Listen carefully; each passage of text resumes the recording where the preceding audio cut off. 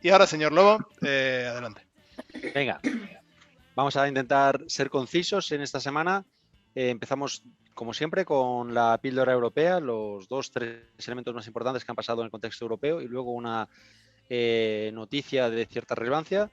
En la píldora europea, el primer punto del que tenemos que hablar es, y creo que esto va a ser algo un poco a medio y largo plazo, es la crisis de Ucrania-Rusia.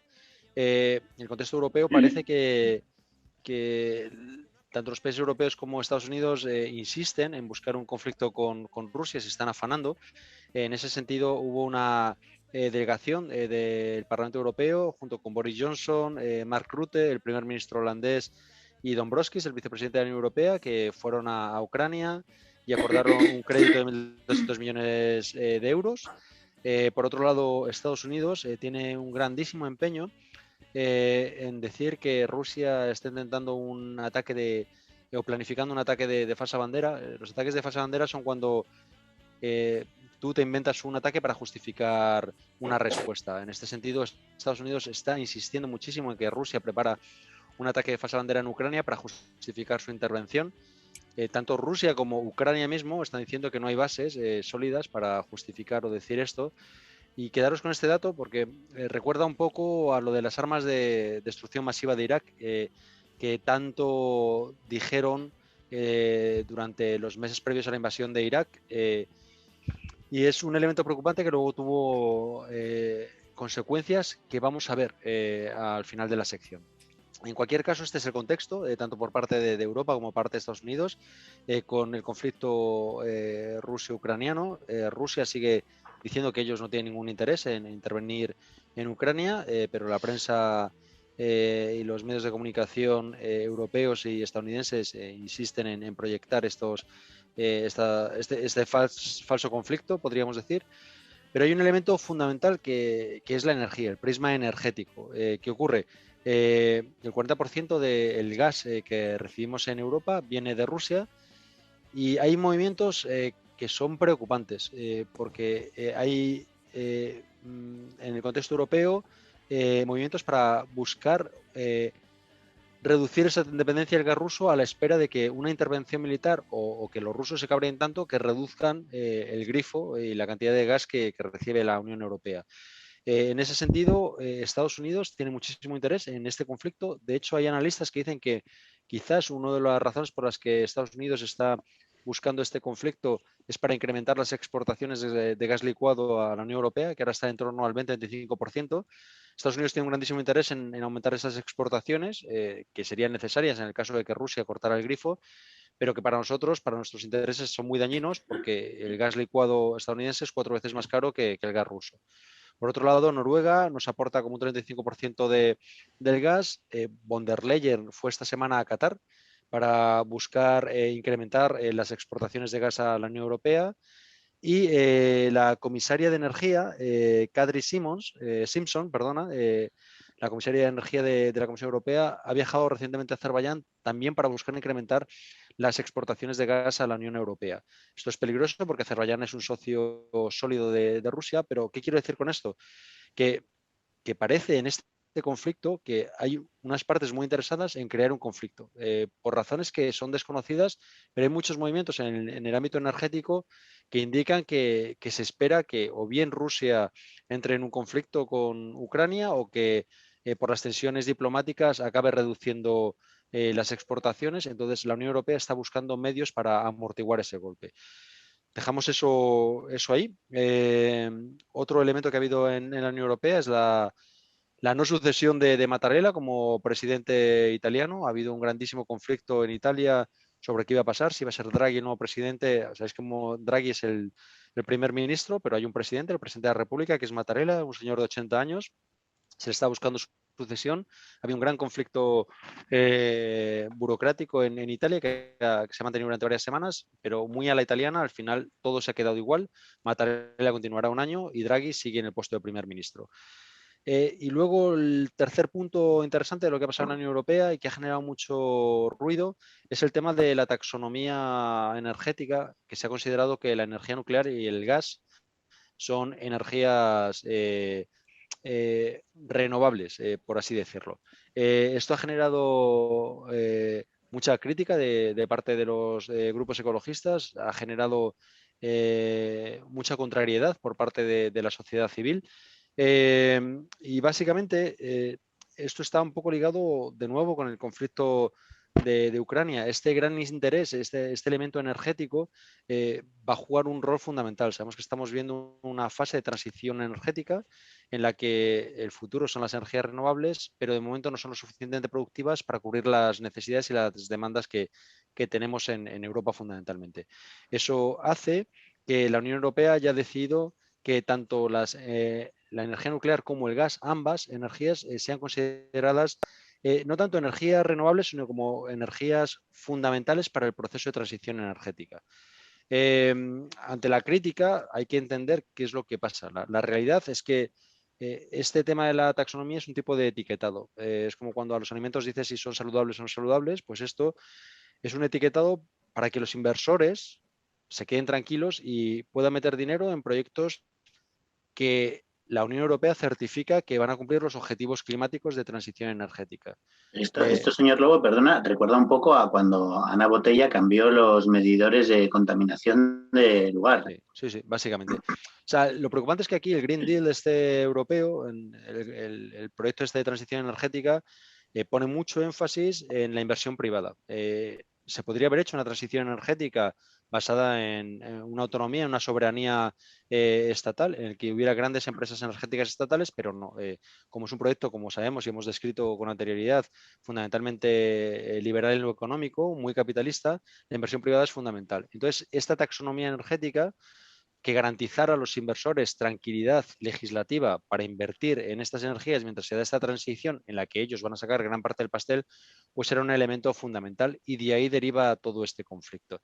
No porque sean energías renovables, sino porque es una forma de tranquilizar a los inversores y que sigan poniendo dinero y tengan su seguridad jurídica para que esto continúe adelante. Y vamos a acabar con la noticia de la semana, que vamos a hablar un poquito de África. Sabéis que a mí me gusta volver siempre a nuestro continente vecino, que es muy olvidado en los medios de comunicación, se habla muy poco, pero muchas veces sufre las consecuencias de los desmanes y de la política geoestratégica que se dirime en Occidente. Y con esto quiero decir en Europa y Estados Unidos. Decíamos que al principio de la sección que Estados Unidos está acusando de la preparación de un ataque de falsa bandera a Rusia y lo comparábamos un poco con el conflicto de las armas de destrucción masiva. Sabemos que eso generó una desestabilización en la zona que supuso un catalizador para los movimientos yihadistas que se extendieron por todo Oriente Medio, pero también por la zona del Sahel. El Sahel es esa banda que está en África, que está entre lo que sería el sur de, o sea, el norte de África y el África Occidental, son todos los países de Mauritania, Burkina Faso, el Chad, Sudán, Mali. Y en esa banda del Sahel se sufrieron las consecuencias de esa desestabilización que siguió a las invasiones de Irak y de Afganistán.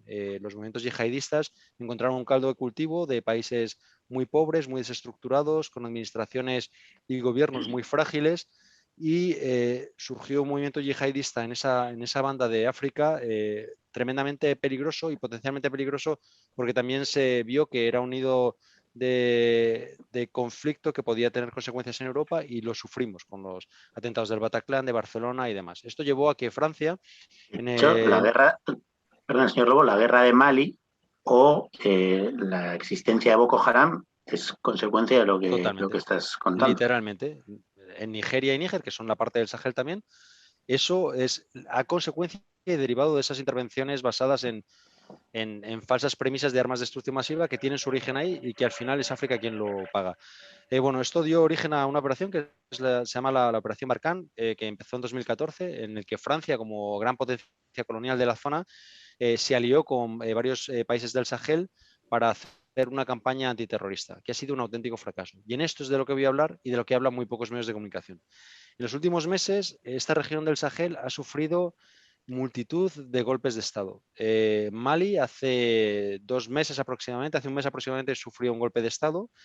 Guinea-Conakry también hace un mes y medio sufrió un golpe de Estado, siempre golpes de Estado militar. Burkina Faso, la semana pasada, sufrió otro golpe de Estado. Guinea-Bissau, también la semana pasada, sufrió un intento de golpe de Estado. Chad, con la muerte de Driss Déby, ha sufrido un proceso de transición en el que su hijo y la junta militar han tenido y tienen una gran importancia. Y en Sudán, lo mismo, hay un pseudo golpe militar que está retrasando la democratización del Estado. Es decir, estamos hablando de 6 países de la zona del Sahel y del oeste de África que debido a estas campañas de desestabilización derivadas de esas invasiones sobre premisas falsas, como se supo con la invasión de Irak del 2001, hace que estos países pobres con gobiernos débiles se conviertan en caldos de cultivo de golpes militares que sufren procesos postcoloniales y procesos y decisiones geoestratégicas basadas en mentiras. Y quería explicar un poco esto que está pasando en África y que está pasando totalmente desapercibido. De nuevo, África parece que no nos importa, pero ha habido 6 golpes de Estado en cuestión de 2 meses en países realmente que son al final vecinos y que afectan a procesos migratorios y afectan a la estabilidad de una zona que es fundamental. Me explicaba un profesor de filosofía que tuve, se llama Pedro Oñate, y además que tú que has viajado mucho por África, a lo mejor nos puedes confirmar, que es imposible que no haya permanentes conflictos en África porque al final es un continente en el que los países se han hecho con tiralíneas, ¿no? O sea, cogieron y se dividieron el país y si vemos los países casi todos son ángulos rectos porque llegaron franceses, ingleses y dijeron, vale, de aquí a aquí, de aquí a aquí es tuyo, de aquí a aquí es mío. Entonces dividieron aldeas que algunas eran amigas, otras eran enemigas, las metieron en mismos países y por lo tanto, y esto no hace 500 años, hace 60 o 70 años que pasó, ¿no? Entonces es muy difícil que no haya conflictos en el momento en el que ya se van de ahí las potencias colonizadoras y dicen, venga, ahora gobernaros vosotros y dicen, vale, pues ahora empiezan luchas tribales. Pues realmente es muy interesante que digas esa, porque es una visión muy eurocentrista de lo que es África. Y de hecho es incluso paternalista. Es decir, estamos diciendo que son regiones que son tribales. Sí, te digo la explicación que nos dio Sí, no, en su día pero este es una profesor. explicación que damos todo. Eso de, como vemos las fronteras, que es cierto, fueron imposiciones fronterizas, pero siempre decimos que, bueno, que son zonas tribales, por lo tanto menos desarrolladas, menos capaces de asumir procesos democráticos. Antes de llegar los portugueses, había ciudades en el oeste de África que eran mucho más desarrolladas, más grandes y más complejas que la mayor parte de las ciudades europeas. La historia de África es una historia muy desconocida, pero son países con sus procesos históricos y sus capacidades organizativas que no son asimilables a las europeas, pero no les hacen sociedades tribales, que siempre decimos con un concepto muy paternalista, como bueno, como potencias coloniales les impusimos ciertas fronteras y como ellos son al final tribus que son incapaces de ir más allá de la lanza, pues es lo que ocurre. No es tanto así, de hecho son sociedades complejas con historias muy ricas y hemos de hecho hecho un repaso en el último siglo de grandes luchadores que de nuevo han sido olvidados, como muchas figuras de mujeres que también hemos hablado en estos programas, pero que al final es un continente que lo que sufre, sí, son historias postcoloniales, pero también decisiones geoestratégicas que han alentado movimientos yihadistas, que es lo que estaba explicando hoy, pero África no es una sociedad tribal incapaz, tiene sus evoluciones históricas que si las respetáramos y no intercediéramos, probablemente podríamos aprender o convivir de una forma mucho más pacífica y menos intervencionista. Lo que ocurre que en el contexto actual extractivista y que basamos nuestras relaciones capitalistas en la explotación de unos sobre otros, realmente lo que nos ocurre es que no queremos que haya un desarrollo porque nos interesa que sean naciones desestructuradas para poder obtener los recursos de los que vivimos de prestado, porque Europa al final vive de los recursos de otros. Nosotros no tenemos nada. Entonces, pensarlo. Vivimos del gas de otros, del petróleo de otros, de la madera de otros, del pescado de otros. Hay una cosa muy interesante, muy interesante, muy importante que has dicho, y es, sí, vivimos un poco de espaldas a lo que pasa en África, que es gravísimo, ¿no? Porque es que acabas de enumerar como 5 golpes de Estado en los últimos 2 meses, o 4 golpes de Estado o intentos en los últimos 6 golpes de Estado. 6. Es como, claro, no nos importa, no sale en ningún medio, nadie se hace consciente de eso que está ocurriendo, que es gravísimo, porque son golpes de estados militares que rompen democracias, más débiles o más fuertes, pero rompen democracias y eso sí, 4 meses, 5 meses después, 2 meses, dentro de un año, son oleadas de gente que tiene que huir de conflictos que llegan a nuestras fronteras porque no les queda otra, y que ahora ya sí, ahora nos importa, pero nos importa para echarlos, para mucha gente. Si tuviésemos la conciencia de base desde que ocurren los conflictos y se hiciese un seguimiento, a lo mejor por lo menos, uno, estaríamos más concienciados para hacer más para que se eviten. Dos, el rechazo que sufre la inmigración quizás sería menor. Creo que es un análisis muy acertado y Solo además muy necesario. Una puntualización, perdonad, al análisis de Gallello y ya pasamos a la entrevista. Es verdad todo lo que dices, pero no hay que olvidar también que la amplísima mayoría de la emigración de países en conflictos no llega a Europa, ¿eh? Que muchas veces pensamos que somos los que más recibimos y generalmente son los propios países africanos los que reciben la mayor parte de la migración. Muy cierto. Sí. Absolutamente, pero que también ayuda a que nosotros pagamos muchísimo dinero a Marruecos fundamentalmente para que funcione como un tapón, igual que hacemos con Turquía. O sea que también nosotros contribuimos a que esa migración, esos millones de migrantes se queden en condiciones paupérrimas en países a los que pagamos para funcionar como tapones. Pero de verdad que creo que el análisis de Gallello cierra también muy bien un poco la comprensión de la ignorancia que tenemos y la poca voluntad de comprender a nuestro vecino, pero que luego cuando las consecuencias reales de la migración las sufrimos, no queremos buscar las razones o buscamos soluciones peregrinas.